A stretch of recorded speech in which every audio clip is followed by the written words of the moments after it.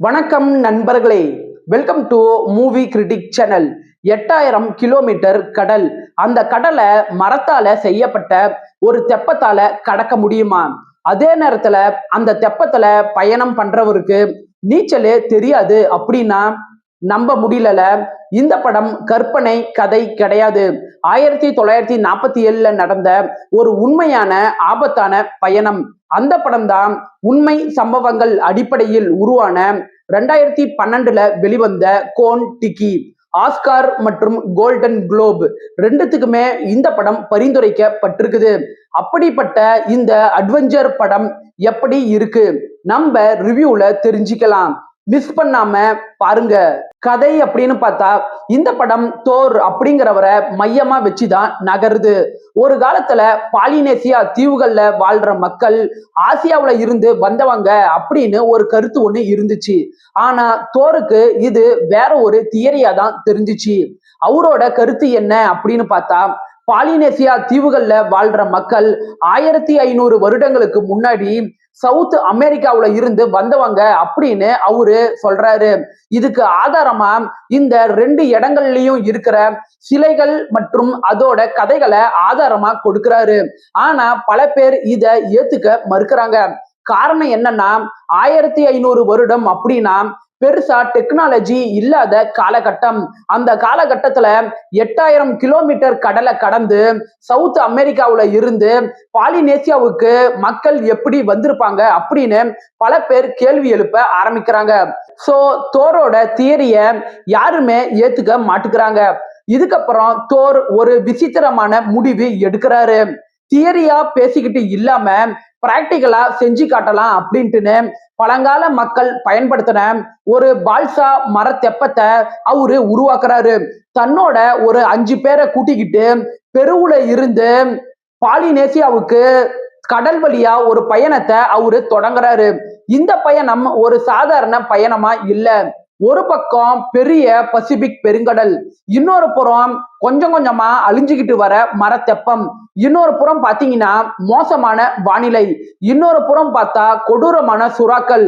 இதுக்கப்புறம் ஒவ்வொரு நாளையும் அவங்க கடக்க கடக்க என்னென்ன டென்ஷனை ஃபேஸ் பண்றாங்க அப்படிங்கிறத அடுத்தடுத்து சொல்றதுதான் படத்தோட மீதி கதையே. பாசிட்டிவ் அப்படின்னு பார்த்தா இந்த படத்துல பசிபிக் பெருங்கடலை நல்லாவே காட்டியிருப்பாங்க. ஒரு புறம் பசிபிக் பெருங்கடலோட அழகு, இன்னொரு புறம் பாத்தீங்கன்னா அதே பசிபிக் பெருங்கடல் எப்படி பயமுறுத்தக்கூடிய ஒன்னா இருக்கு அப்படிங்கிறத வித்தியாசப்படுத்தி நல்லாவே காட்டியிருக்கிறாங்க. இவ்வளவு பெரிய பசிபிக் பெருங்கடல்ல சின்ன ஒரு மரத்தெப்பத்துல பயணம் பண்றாங்களே அப்படிங்கிற ஒரு ஃபீலிங் நமக்கு ஏற்படதான் செய்யுது. இன்னொன்னு பாத்தீங்கன்னா படத்தோட சஸ்பென்ஸை இவங்க நல்லாவே மெயின்டைன் பண்ணியிருக்கிறாங்க. குறிப்பா சொல்லணும்னா அந்த ஷார்க் சீக்வன்ஸ் ஆகட்டும், புயல்ல அவங்களோட தெப்பம் மாற்ற காட்சிகளாகட்டும், இதெல்லாம் நல்ல சஸ்பென்ஸை நமக்கு மெயின்டைன் பண்ணுது. ஒரு பெரிய கப்பலா இருந்தா வச்சா பரவாயில்ல, இவங்க பயணம் பண்றது ஒரு சின்ன மரத்தெப்பம். சோ கடலோட பெரிய பெரிய அலைகளுக்கு அந்த தெப்பம் எப்படி ரியாக்ட் பண்ணுமோ அப்படிங்கிற ஒரு ஃபீல் நமக்கு சூப்பராகவே ஏற்படுது. இந்த படம் 2 மணி நேரத்துக்குள்ளதான் இருக்கு. சோ குயிக்கா உங்களால பார்த்து முடிக்க முடியும். இந்த படத்துல தோர் கதாபாத்திரத்துல பால் ஸ்வர் ஹாஜன் அப்படிங்கிறவரு தான் நடிச்சிருக்கிறாரு. அவரு ஒரு சாதாரண ஹீரோவா மட்டும் இல்லாம தன்னோட தியரிய நிரூபிச்சு காட்டணும் அப்படிங்கிற ஒரு அப்சஷன்ல இருக்கக்கூடிய மனிதராகவும், உண்மைக்காக தன்னோட பலவீனத்தை எதிர்த்து போராடக்கூடிய ஒரு மனிதராகவும் சூப்பராகவே நடிச்சிருக்கிறாரு. இன்னொன்னு படத்தோட சவுண்ட் டிசைன் சூப்பராகவே இருக்கு. மரத்தெப்பம் தண்ணியில கொஞ்சம் கொஞ்சமா உடைய ஆரம்பிக்கும். அப்ப வர காட்சிகளாகட்டும், கடலோட அமைதியை இவங்க காட்டும் போது வர இடங்களாகட்டும், கடல் அலைகள் சம்பந்தப்பட்ட காட்சிகள் வர இடங்களாகட்டும், இந்த இடங்கள்ல வர சவுண்ட் டிசைனை பார்க்கும்போது நல்ல ஒரு ஐசோலேட்டிங் ஃபீலை நமக்கு கொடுக்குது. மொத்தத்துல இந்த படம் ஹியூமன் என்டியூரன்ஸ், கியூரியாசிட்டி, இம்பாசிபிள் அப்படின்னு நினைக்கக்கூடிய விஷயங்களை செஞ்சு பார்க்கணும் அப்படிங்கிற ஒரு எண்ணம் வருது. இதையெல்லாம் இந்த படம் நமக்கு நல்லாவே கொடுக்குது. குறைகள் அப்படின்னு பார்த்தா இந்த படம் முழுக்க முழுக்க பெர்ஃபெக்ட் கிடையாது. இந்த படத்துல தோர் கதாபாத்திரத்துக்கு எந்த அளவுக்கு இவங்க முக்கியத்துவம் கொடுத்தாங்களோ அதே மாதிரி அந்த குரூ மெம்பர்ஸ் கதாபாத்திரங்களுக்கும் பெரிய இம்பார்ட்டன்ஸ் இவங்க கொடுக்கல. இந்த படம் உண்மை சம்பவத்தை அடிப்படையாக வச்சு உருவான படமாக இருந்தாலும் சில இடங்கள்ல இந்த படம் பார்க்கும்போது கொஞ்சம் சினிமேட்டிக்கா தான் தெரியுது.